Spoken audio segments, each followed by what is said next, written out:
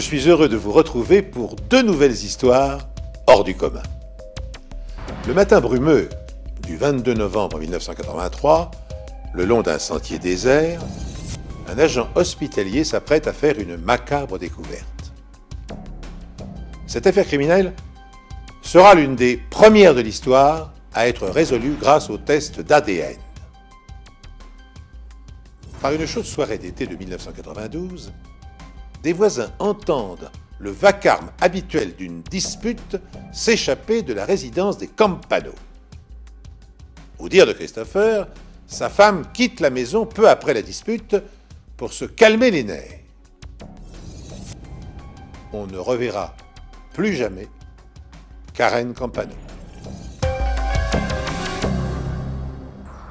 Narborough, Angleterre. Paisible village de 6000 habitants où un meurtre est bien la dernière chose à laquelle on pourrait penser. On ne s'attend pas à voir une chose pareille arriver dans un petit village, à la limite dans une ville. Linda Mann a 15 ans. C'est une adolescente comme les autres. Sans histoire, mais appréciée de ses camarades, elle aimait l'école et la compagnie de ses amis. Par une fraîche soirée de novembre, elle quitte la maison pour aller chez une amie qui habite à un peu plus d'1 kilomètre de là. Ses parents alertent la police en constatant qu'à minuit, elle n'est toujours pas rentrée. Son corps à demi nu est découvert très tôt le lendemain matin, à proximité d'un chemin isolé de la région. L'inspecteur David Baker est appelé sur les lieux. Ses vêtements jonchaient le sol, on voyait son jean, et ses sous-vêtements étaient éparpillés. Comme la soirée de la veille était froide, elle portait une écharpe et on l'a utilisée pour l'étrangler. Elle a été sauvagement agressée et violée. La nouvelle du meurtre de Linda se répand rapidement dans la petite ville d'ordinaire si tranquille. Les gens étaient horrifiés et très inquiets, surtout les parents qui avaient des filles. Les recherches sur les lieux du crime n'ont apporté que très peu d'indices, mais l'autopsie révèle plusieurs éléments importants sur les derniers instants de Linda Mann. L'absence de contusion sur le corps et les parties génitales, en fait l'absence de coup, tend à montrer que l'agression n'a pas été violente et qu'elle est peut-être morte très rapidement. L'autopsie a conclu qu'elle avait été violée puis étranglée. La police a pu recueillir un échantillon du sperme de l'assassin qui deviendra un élément clé dans l'enquête criminelle. L'échantillon appartient à un homme dont le groupe sanguin est A et un phosphoglucomutase GPM+1, ce qui correspond à 10% de la population masculine adulte en Angleterre. Le corps de Linda a été découvert à quelques centaines de mètres d'un hôpital psychiatrique et certains pensent que l'auteur du meurtre y est interné.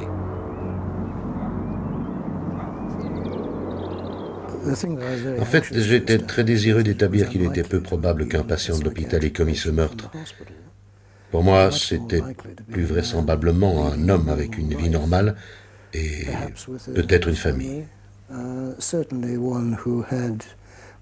Quelqu'un qui a des amis, de la famille et un entourage qu'il perçoit comme un individu normal. Linda Mann s'est trouvée au mauvais endroit et au mauvais moment. Joseph Wambaugh, un policier à la retraite aujourd'hui écrivain, a signé un best-seller intitulé « The Blooding ». C'est une chronique des événements autour du meurtre de Linda Mann et de l'enquête criminelle. Qu'un individu se dissimule et assassine quelqu'un sur un chemin isolé dans une petite ville comme Narborough en Angleterre est une chose très inhabituelle. Ça n'était jamais arrivé. La police interroge des centaines de personnes sur l'emploi du temps de Linda la nuit où elle a été tuée. La police s'est lancée dans une enquête criminelle de grande envergure. Pour eux, c'était un phénomène incroyable. Il y avait peu de meurtres aussi atroces chez eux. La police examine chaque piste, mais malgré leurs efforts, la peur a pris la population en otage. I think young ladies should be very scared because we haven't found him, so we don't really know what's happening at all. Yes, I've made an extra point of keeping my back door locked now whenever I'm in on my own. Well, any time really. Linda Mann est enterrée tout près de l'endroit où elle a été assassinée. Le jour des funérailles, la police a mis en place une surveillance vidéo dans l'hypothèse où quelque chose d'étrange se produirait. Il arrive que certains criminels reviennent sur les lieux du crime ou prennent part à quelque chose qui les relie au meurtre. C'était une précaution.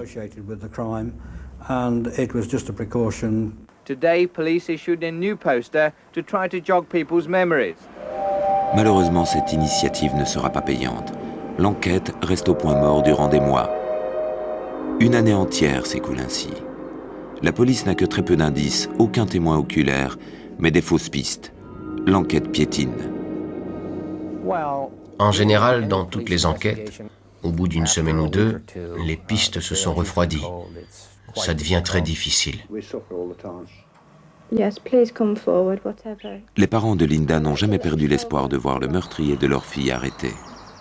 La seule chose à laquelle ils se raccrochaient, c'était l'espoir que justice soit faite. Mais cet espoir devenait de plus en plus ténu. C'est toujours très frustrant de ne pas avoir de réponse. Vous vous demandez toujours à côté de quoi vous êtes passé et ce qui va arriver. Les recherches pour identifier l'assassin de Linda Mann se poursuivent durant 3 ans. Durant ce temps, la vie à Narborough a presque repris son cours normal. Jusqu'à cet après-midi du 31 juillet 1986.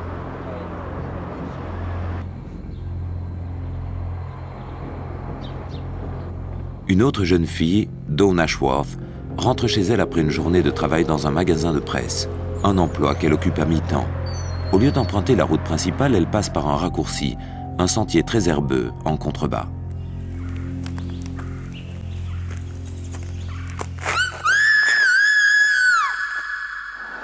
Après avoir attendu son retour jusqu'à 21h30, ses parents appellent la police. Une autre adolescente a disparu.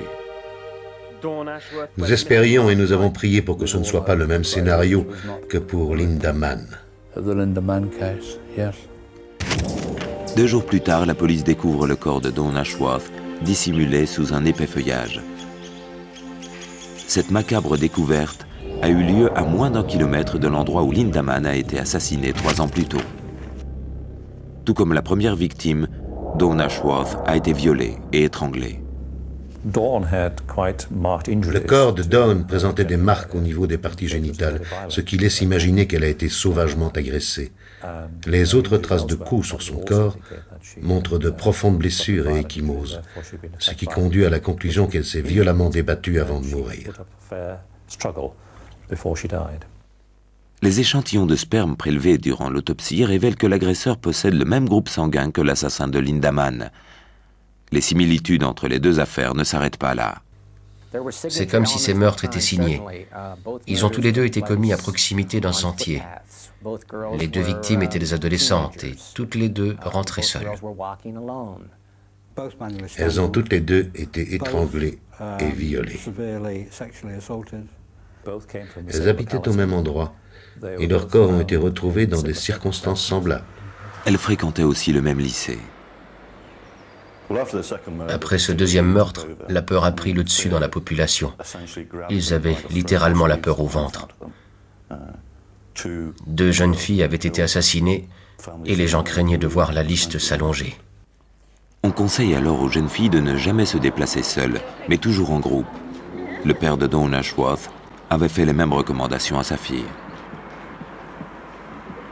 I wonder about the dangers of going down there on our own. We've got to find the fiend, really, that did this to my daughter, to our daughter, and stop it from happening again. La police déploie d'énormes moyens au service de l'enquête pour résoudre ce meurtre. Après une semaine d'un travail acharné, ils ont enfin quelque chose. Un témoin déclare avoir aperçu un homme à proximité du chemin où Dawn Ashworth a été tué le jour même de sa mort. L'homme en question se nomme Richard Buckland, 17 ans. Il est employé aux cuisines de l'hôpital psychiatrique situé à une courte distance des 2 endroits où les corps des 2 adolescentes ont été retrouvés. La police le soumet à un interrogatoire et il devient très rapidement le suspect principal. Et pour une bonne raison, il connaît des détails sur les meurtres qui ne figuraient pas dans la presse. En plus de tout le reste, lorsque nous avons interrogé M. Buckland sur son emploi du temps cet après-midi-là, il n'a pas été en mesure de tout justifier. Si j'avais travaillé sur cette affaire, je l'aurais certainement soupçonné, moi aussi, au vu de ce qu'il a raconté à la police, de son histoire, sa réputation. Il était connu pour aimer terroriser les filles qui rentraient chez elles après l'école. Enfin, ce genre de choses. Au terme de 15 heures d'interrogatoire, Richard Buckland passe aux aveux. Il a assassiné Dawn Ashworth, mais nie catégoriquement toute implication dans le meurtre de Linda Mann. Étant donné les similitudes entre les deux meurtres, la police est convaincue qu'il est également responsable du viol suivi du meurtre de Linda Mann 3 ans plus tôt. Mais le jeune homme nie pourtant les faits. Dit-il la vérité? La réponse ne se trouve qu'à quelques kilomètres de là, dans un laboratoire d'université. Malgré les nombreuses tentatives de la police pour faire avouer le meurtre à Richard Buckland, celui-ci tient bon. Mais la police ne baisse pas les bras pour autant. Elle est convaincue que ce dernier ment. Elle décide alors de s'en remettre à la science et d'installer ses quartiers à l'université de Leicester pour découvrir la vérité. Ironie du sort, les locaux se trouvent à moins de 15 km du lieu des meurtres. Un généticien du nom de Alec Jeffreys y faisait des recherches sur les maladies héréditaires lorsqu'il a accidentellement découvert une technique infaillible appelée le séquençage génétique.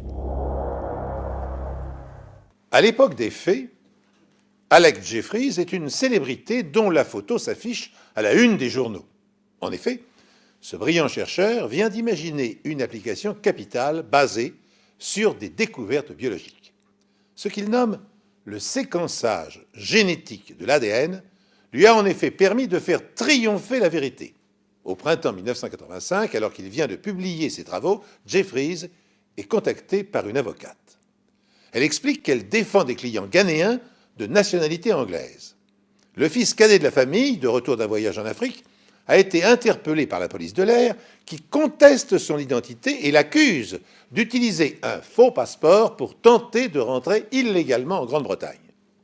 En l'absence du père génétique du garçon, il est impossible d'établir la preuve de sa bonne foi.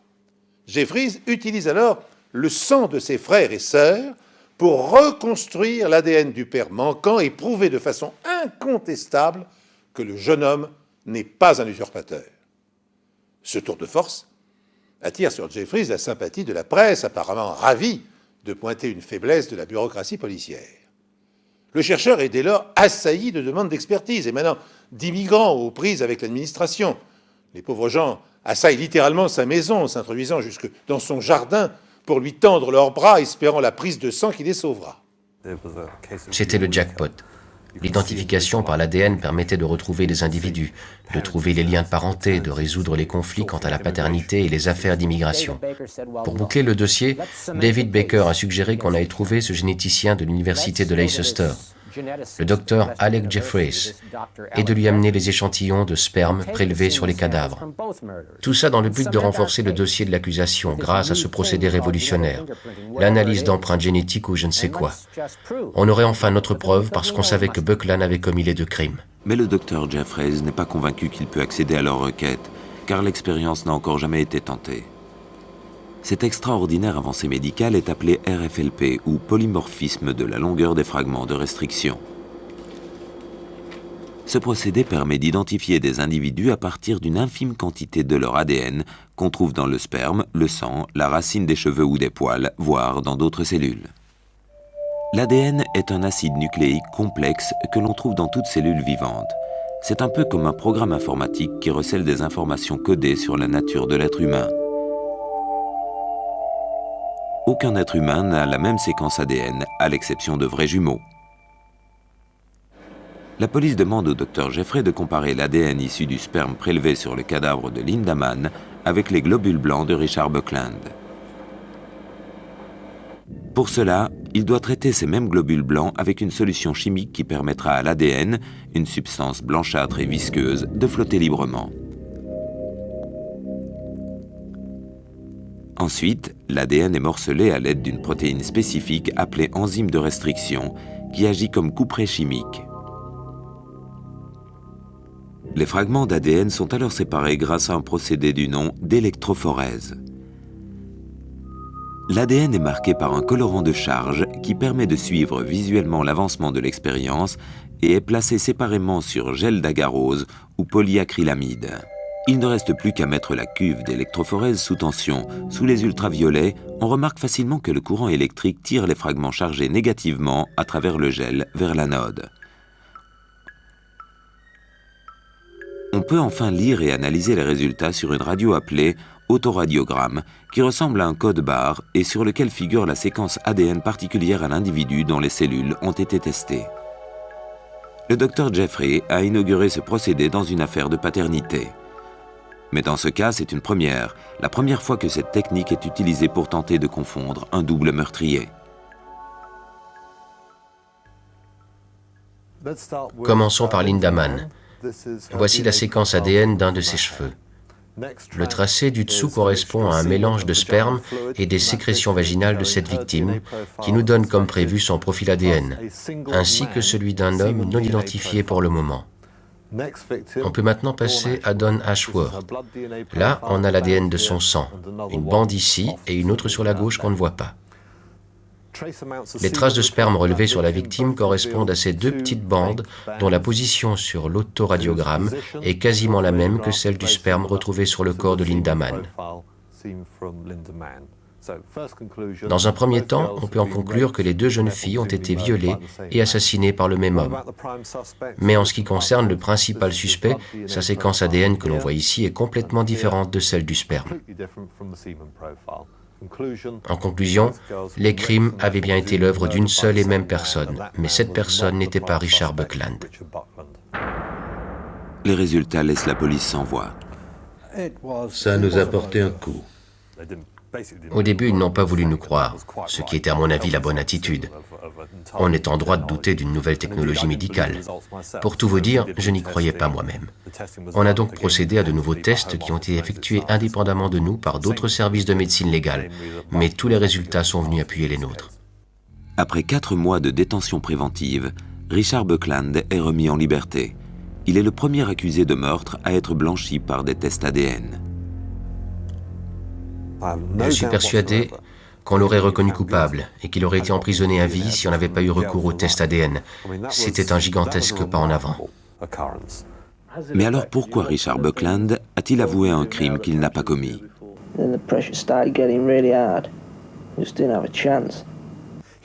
Il avait dû découvrir le corps lui-même pour être en mesure de nous fournir autant de détails sur ses vêtements, l'emplacement du corps, sa position, les contusions, et une description que personne n'aurait pu faire à moins d'avoir vu le corps.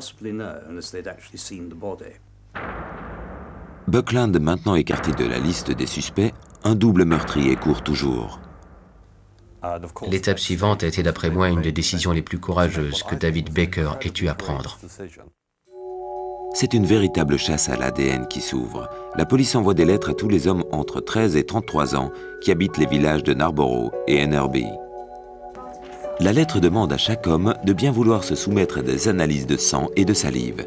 Certains appelleront ça une rafle génétique. It is voluntary and we are, appealing to the people to come forward. I'm sure they expected that. Je suis sûr qu'ils devaient s'attendre à ce que le meurtrier tente de se soustraire à ces analyses.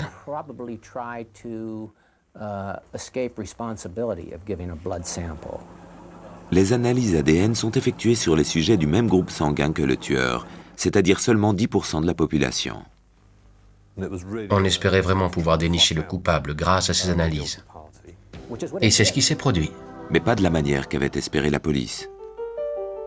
Le piège est tendu. Les autorités s'appuient avec certitude sur cette prétendue rafle génétique pour débusquer le meurtrier de Linda Mann et Don Ashworth. Un projet audacieux. Plus de 5000 hommes se soumettent volontairement aux analyses de sang et de salive. Tous sauf un, Colin Pitchfork, un employé d'une boulangerie du coin, refuse de le faire. Il est connu des services de police car il a déjà subi plusieurs arrestations pour attentat à la pudeur.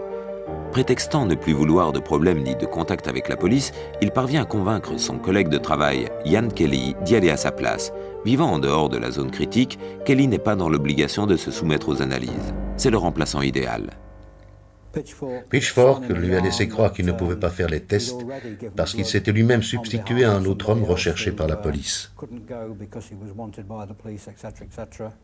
Et Kelly a mordu à l'hameçon et s'est fait complètement embobiner. Mais comme la police vérifie soigneusement l'identité des sujets soumis au test, Kelly a besoin d'une photographie prouvant qu'il est bien Colin Pitchfork. Les deux hommes décident alors d'aller dans un photomaton pour y faire des photos d'identité.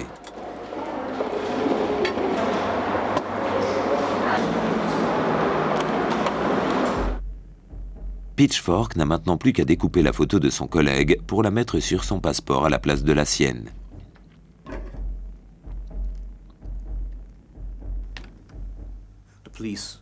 La police n'a pas remarqué que la photo du passeport n'était pas l'original.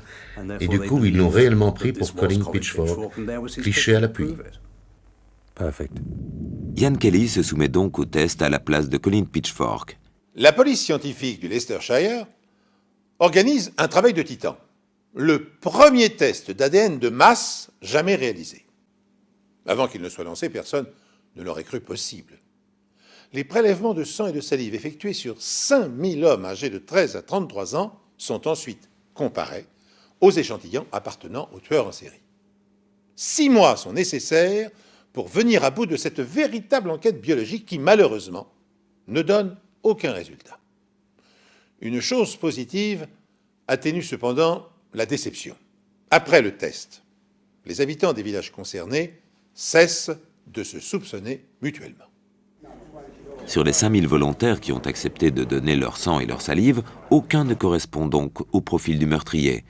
Mais un événement inattendu va alors se produire.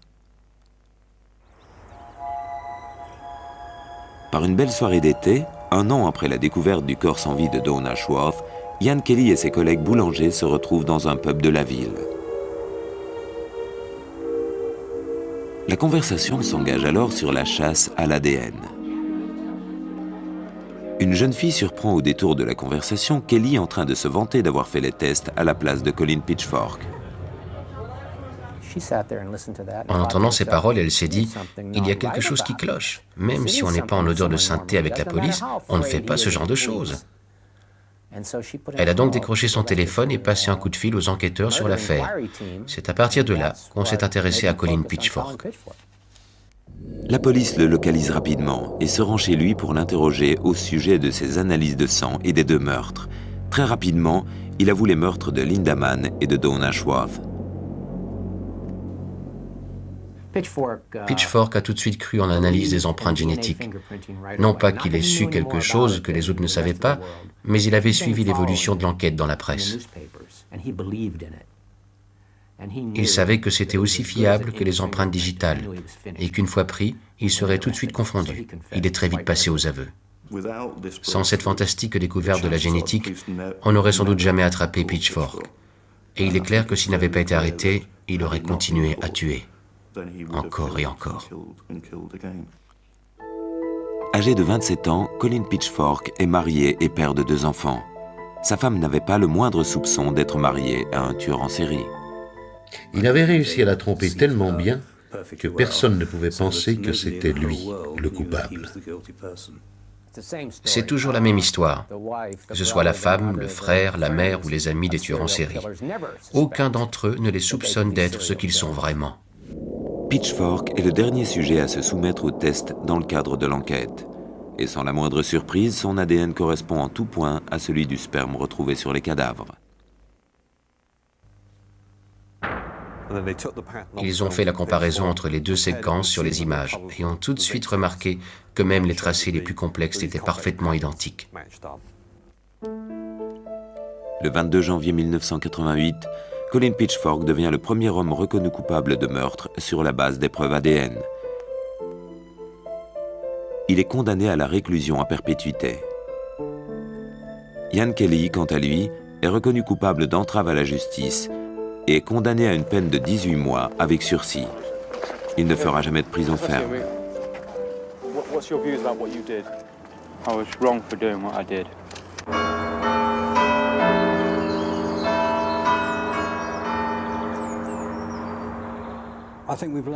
Je crois que les morts de ces 2 jeunes n'auront pas été vaines. Ce procédé d'identification par l'ADN s'est aujourd'hui répandu dans le monde entier.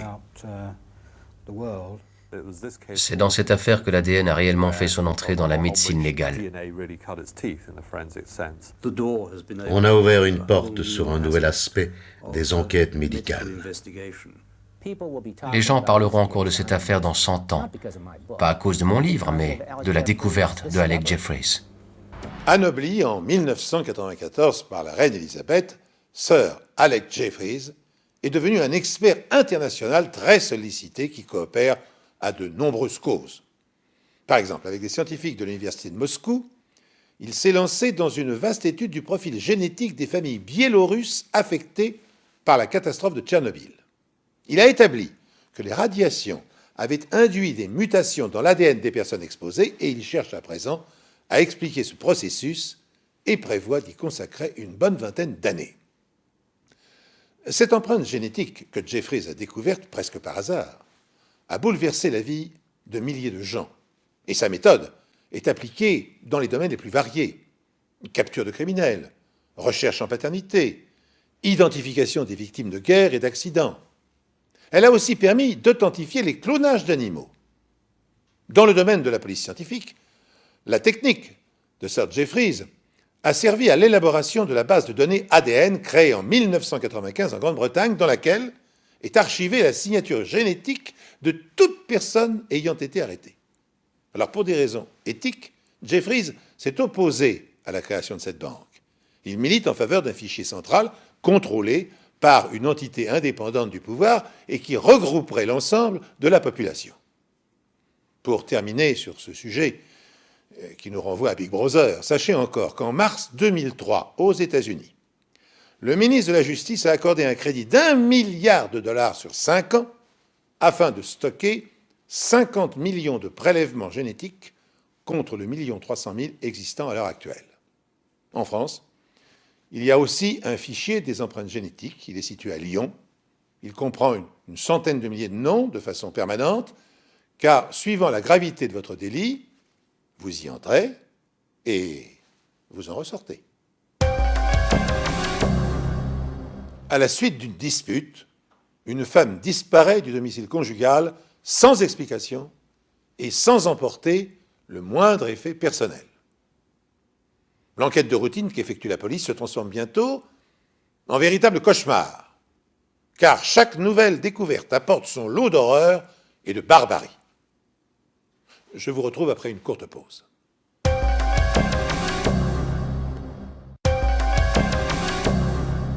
Depuis que je raconte des histoires vraies sous toutes leurs formes, vous pourriez imaginer que je suis immunisé, qu'à force de fouiller dans les tréfonds de l'âme humaine, j'ai fini par acquérir une sorte de détachement philosophique. Détrompez-vous. Chaque nouveau cas produit sur moi les mêmes effets. Surprise et bonheur lorsque des hommes, dans certaines circonstances exceptionnelles, se surpassent pour faire le bien. Effarement et incrédulité lorsque certains d'entre eux se transforment en monstres et sont capables du pire.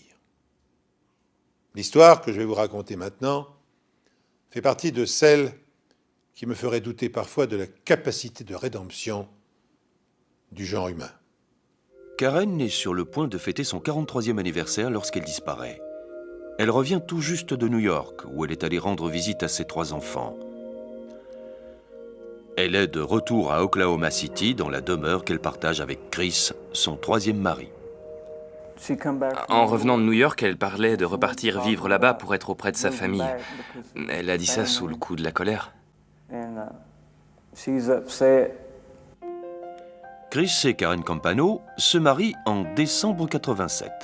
Leurs amis les décrivent comme un drôle de couple. Elle est de 15 ans son aînée et c'est déjà son 3e mariage. Pour Chris, c'est seulement le premier. Ils font connaissance grâce à la meilleure amie de Karen qui n'est autre que la mère de Chris. Le jeune homme est instable. Il vit grâce à des petits boulots dans le bâtiment et a déjà fait un peu de prison pour des délits mineurs. C'est Karen qui subvient aux besoins du ménage. Elle exerce le métier d'encaisseuse dans une société de crédit. Au soir du 1er juillet 1992, Chris et Karen ont une énième dispute qui porte cette fois sur Chris et sa dépendance aux drogues. J'étais sous l'effet de la drogue et elle n'arrêtait pas de me harceler. Elle voulait me faire suivre une cure de désintoxication. Elle voulait seulement m'aider. Les voisins sont aux premières loges. J'entendais Karen crier « Je t'en prie, ne fais pas ça ». Mais je ne pouvais pas tout entendre distinctement à cause des cris. Chris prétend qu'après la dispute, Karen quitte la maison pour aller prendre l'air et se dirige vers un magasin d'articles bon marché à quelques pâtés de maison plus loin.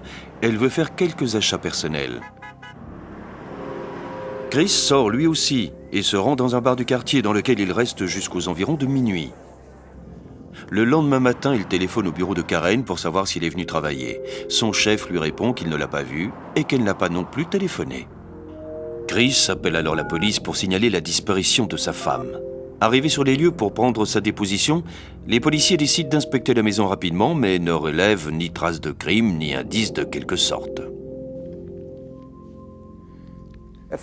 Si une femme décide de partir ou de quitter son mari, elle ne part jamais les mains vides.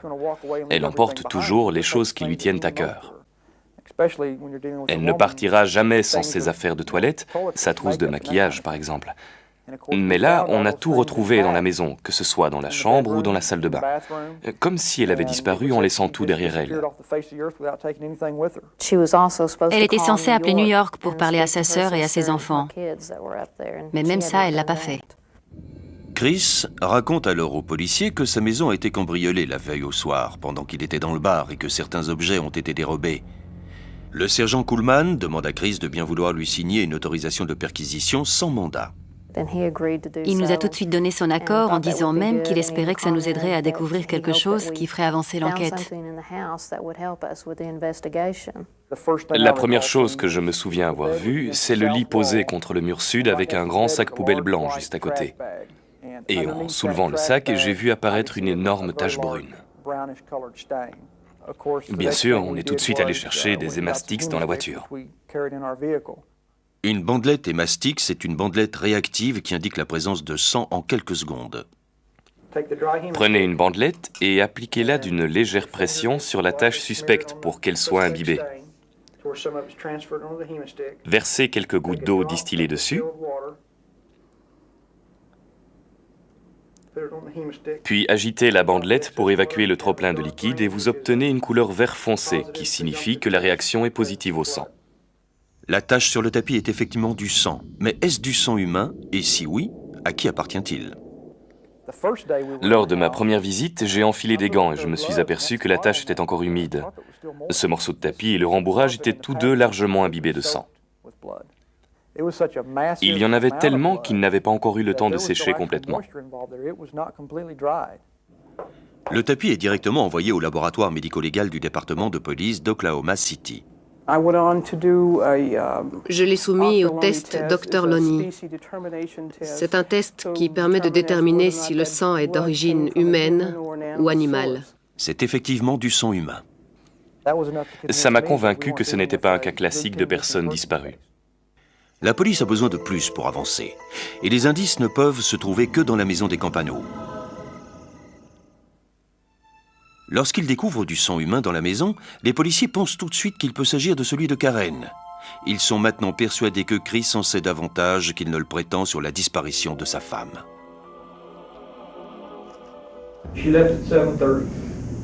What did you do then? Au cours de l'interrogatoire, Chris ne revient pas sur sa déposition. Il ne sait pas où sa femme a pu aller, mais son alibi n'est pas fiable. La barmaid ne se souvient pas l'avoir vu la nuit du 1er juillet. De plus, la police découvre que Chris a confié une partie des bijoux de Karen à un prêteur sur gage le lendemain de sa disparition. N'ayant pas retrouvé le corps, la police n'a plus qu'une solution, passer la maison des Campano au peigne fin. En dehors du sang retrouvé dans la chambre, il ne relève aucun signe apparent de violence. C'était une petite maison à charpente de bois très typique de la région. Tout paraissait propre, bien rangé, tout avait été récuré à fond. Les murs étaient propres, le sol et le plafond aussi, rien de particulier qui éveille l'intérêt. Il décide alors de chercher des traces de sang invisibles à l'œil nu ou ayant pu être effacées. Pour cela, les enquêteurs ont recours à un composé chimiluminescent appelé luminol. Une solution extrêmement sensible capable de détecter des traces de sang même après un lavage à l'eau, au détergent ou à l'eau de javel. Le luminol est un réactif colorimétrique qui détecte le fer contenu dans l'hémoglobine. En pulvérisant le luminol sur une substance qui contient du sang, les particules de fer deviennent phosphorescentes. Pour effectuer le test au luminol, les spécialistes ont besoin d'une totale obscurité. Ils doivent attendre la tombée de la nuit pour commencer le test. Ils s'attaquent en premier lieu à la chambre, où ils ont découvert la tache sur le tapis quelques jours auparavant. Ils prennent des photos de la chambre telle qu'on la voit à l'œil nu. Ils peuvent maintenant utiliser le luminol. Les résultats sont frappants.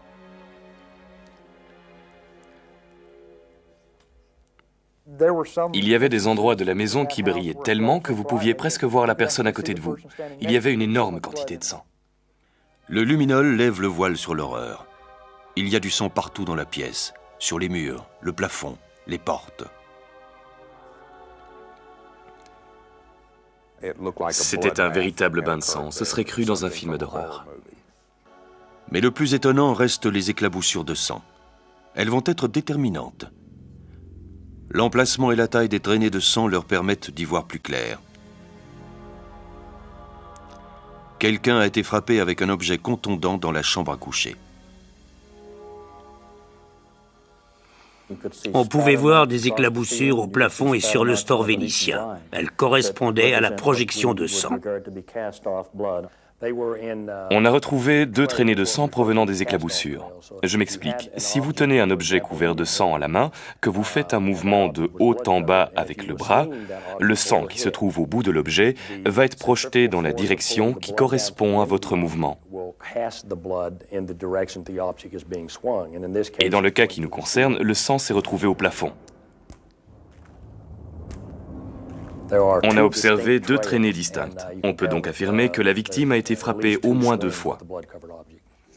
Il décide alors de faire le test au luminol dans le reste de la maison, y compris sur le perron et dans l'allée. On a découvert des traces de sang sur la porte de la cuisine qui donne sur la buanderie. Ces traces étaient situées à peu près au niveau de la tête, ce qui voulait dire que quelqu'un avait porté le corps et qu'il avait dû le tourner pour franchir la porte.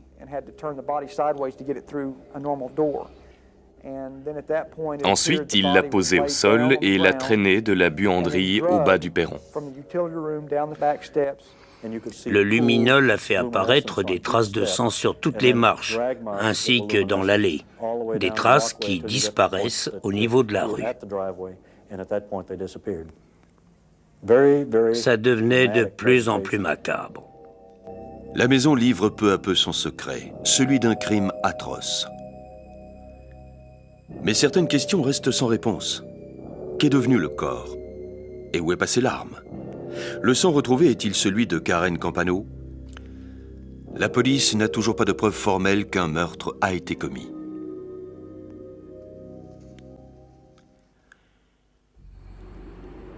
Bien qu'ils sachent que quelqu'un a été sauvagement agressé, les policiers ne sont toujours pas en mesure de conclure à l'homicide. La quantité de sang est-elle suffisante pour prouver le meurtre? Si c'est bien celui de Karen Campano.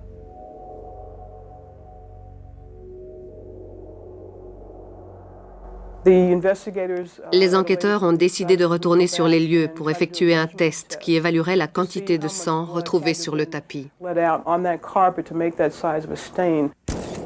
La police s'efforce d'obtenir le résultat le plus précis possible. Ils utilisent un morceau de tapis d'origine ainsi qu'un poids qui fait office de tête humaine. Ensuite, ils versent du sang humain tout autour du poids en quantité suffisante pour obtenir une tache de 5,7 mètres carrés, la même surface que celle de la tache retrouvée dans la maison. Statistiquement, il nous fallait entre 1300 et 1400 cm3 de sang pour faire une tache de cette taille. Un volume de sang supérieur à 40% de celui d'une femme de la taille de Karen Campano. Personne ne peut survivre à une telle perte de sang.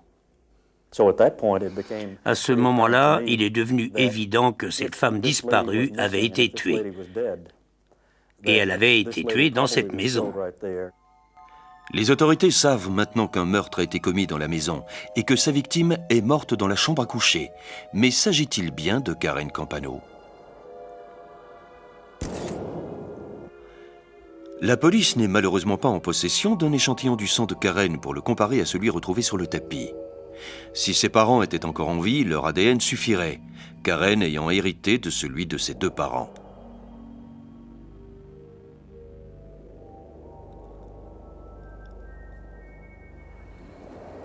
La police d'Oklahoma City fait alors appel au FBI pour essayer de savoir si le sang retrouvé dans la maison correspond à celui de Karen Campano. La police obtient finalement des échantillons de sang de sa mère, ses 2 sœurs, ses 3 enfants et l'un de ses ex-maris. Le but de ces analyses était de déterminer si l'ADN du sang d'origine inconnue trouvé sur le tapis correspondait ne serait-ce qu'à moitié à celui d'un des membres de la famille de Karen Campano. Hal Dedman de la DNAU est chargé d'effectuer les analyses RFLP en étudiant l'ADN de 4 chromosomes différents. Voici la carte de restriction qui permet de voir l'ADN de la mère de Karen Campano. De chaque côté se trouve celui des sœurs de Karen, qui ont chacune reçu la moitié de l'ADN de leur mère.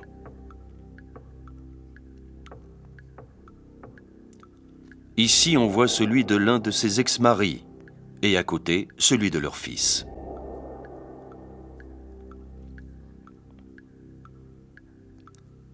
Père et fils ont la bande supérieure en commun, alors que le fils aura hérité de sa mère la bande inférieure qui correspond également à celle de sa grand-mère. Sur cet autoradiogramme, l'ADN de la famille Campano est comparé à la tache de sang trouvée dans la maison de Karen.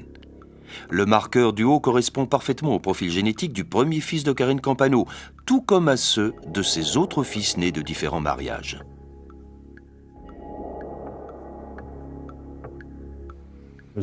Les résultats étaient formels. Le sang était bien celui de Karen Campano. À partir de là, on a décidé d'aller voir le procureur. On avait une femme disparue et la certitude qu'un meurtre avait été commis dans la pièce. Qui plus est, tous les indices indiquaient clairement que la femme qui vivait dans la maison était la victime de ce meurtre. On ne retrouvera peut-être jamais le corps, mais le crime a bien eu lieu. 8 mois après la disparition de Karen, la police arrive à la conclusion que c'est Chris, son mari, qui l'a tuée. Il est aussitôt arrêté. Tout l'accuse. Les preuves médico-légales, la dispute entendue par les voisins le soir de la disparition de Karen, les multiples failles dans l'alibi de Chris et les bijoux de sa femme qu'il a mis en gage.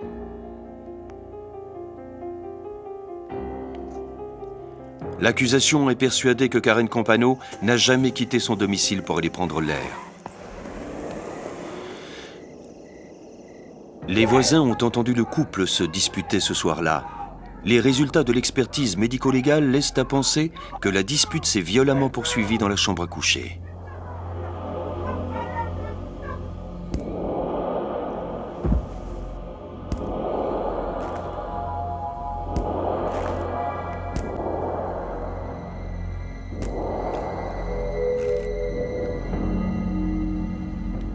C'est près de la fenêtre que Chris saisit un objet contondant et frappe sa femme à la tête à au moins 3 reprises, peut-être plus. Des coups responsables des projections de sang au plafond et sur les murs. Karen s'effondra de terre, sa tête heurtant la colonne de lit, l'endroit même où son sang est retrouvé. Alors qu'elle baigne dans son sang en raison de multiples blessures au crâne, Chris se rend dans un bar du quartier. Il doit attendre que les voisins dorment pour déplacer le corps de sa femme. Une fois revenu chez lui, il enveloppe Karen dans un drap et l'attache avec le fil du téléphone. Il traverse ensuite la maison en portant le corps. Le luminol montre que les cheveux de Karen ont effleuré la porte, laissant une trace de sang que Chris nettoie ensuite au détergent. Il dépose le corps sur le sol et le traîne jusqu'à sa voiture en passant par la porte de côté.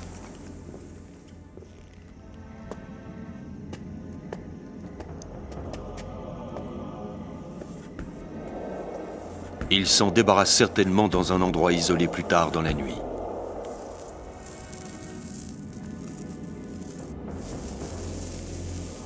Une fois rentré chez lui, Chris efface toutes les traces visibles de sang à l'intérieur comme à l'extérieur de la maison. Les tests ADN révèlent que le sang trouvé sur le tapis est celui de Karen Campano. Et le médecin légiste est catégorique. Personne n'aurait pu survivre aux terribles blessures à la tête qu'on lui a infligées. Le ministère public a bon espoir d'obtenir une condamnation malgré l'absence du corps et de l'arme du crime. J'étais persuadé qu'on ne retrouverait jamais le corps. Mais alors que l'audience préliminaire est sur le point de s'ouvrir, un nouvel élément vient changer la donne. La police retrouve Karen Campano.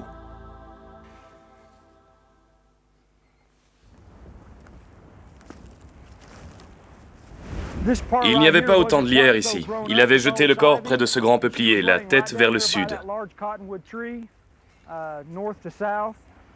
Il était sous une couverture et il n'y avait pas de verdure à l'époque. Si ça avait été le cas, on ne l'aurait jamais retrouvé.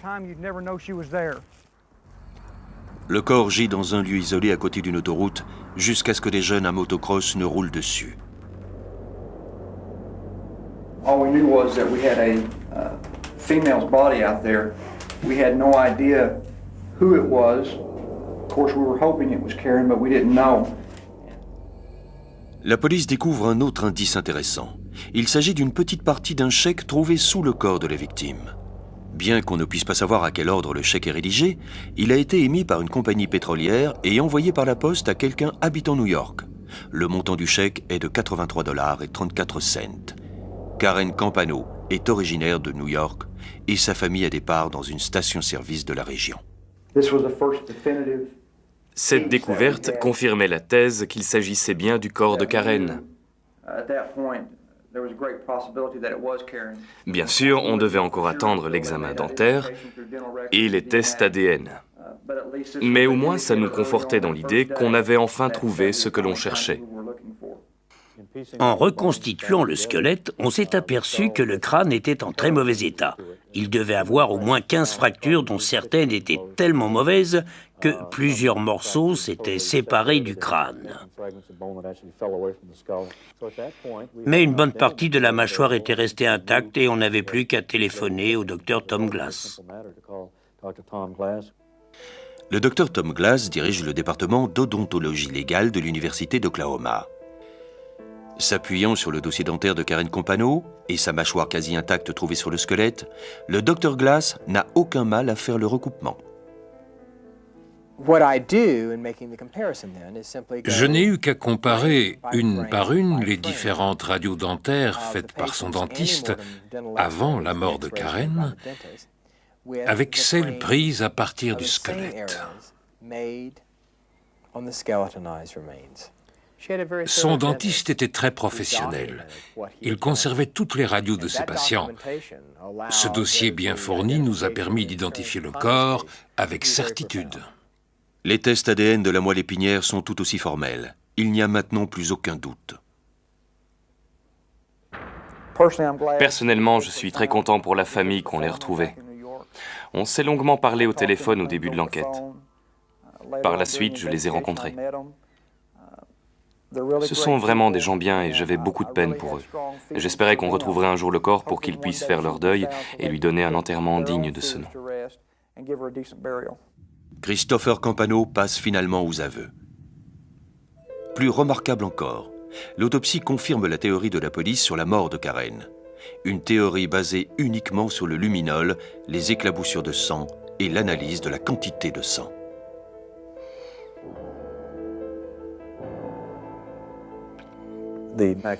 Elle avait des fractures aux mâchoires inférieures et supérieures, le nez cassé, ainsi qu'une fracture du sinus. Elle avait également 3 côtes cassées. Seule la colonne cervicale était intacte. Ça ne ressemble pas aux blessures de quelqu'un qui s'est fait renverser par une voiture ou qui a été pris dans un accident de train. Cette femme a été violemment frappée à la tête. Ça ne pouvait être qu'une agression. Elle ne serait pas partie comme ça. Ce n'était pas dans son caractère. Je savais qu'il lui avait fait du mal. La police et la criminalistique ont fini par reconstituer le puzzle. Tout avait son importance. C'était un peu comme si on avait assemblé petit à petit les pièces d'un puzzle jusqu'à la découverte du corps. Mis à part une pièce essentielle, on avait tous les éléments sous les yeux, mais il nous manquait quelque chose. En retrouvant le corps, on tenait notre chaînon manquant. En janvier 1994, 1 an et demi après le meurtre de Karen, le procès de Chris Campano s'ouvre enfin. Il risque la peine de mort. Son avocat n'a aucun moyen de réfuter les preuves médico-légales. Elles sont trop solides. Une fois que j'ai pris le risque de ne rien tenter pour nier les preuves, tout est devenu plus facile pour moi. J'ai choisi de me concentrer sur les aspects psychologiques plutôt que sur les rapports d'expertise médico-légale. J'ai voulu convaincre les jurés que si le meurtre avait été planifié avec méthode, la police n'aurait trouvé aucune trace de sang dans la maison. S'il avait commis le crime de sang-froid, il l'aurait fait ailleurs. Les jurés sont sensibles aux arguments de la défense. Ils reconnaissent Chris coupable d'homicide involontaire et non de meurtre au premier degré comme le réclamait le ministère public. Je regrette ce que j'ai fait, mais ça ne la ramènera pas. Tout ce que je peux faire, c'est payer pour mon crime. Christopher Campano sera finalement condamné à 1000 ans de prison. Si vous le voulez bien, je conclurai cette triste affaire en vous rappelant quelques chiffres qui, à eux seuls, sont accablants. Selon l'association SOS Femmes, au moins 2 millions de femmes sont victimes de violences conjugales chaque année en France. Et 400 d'entre elles succombent sous les coups de leur conjoint, soit plus d'une victime chaque jour.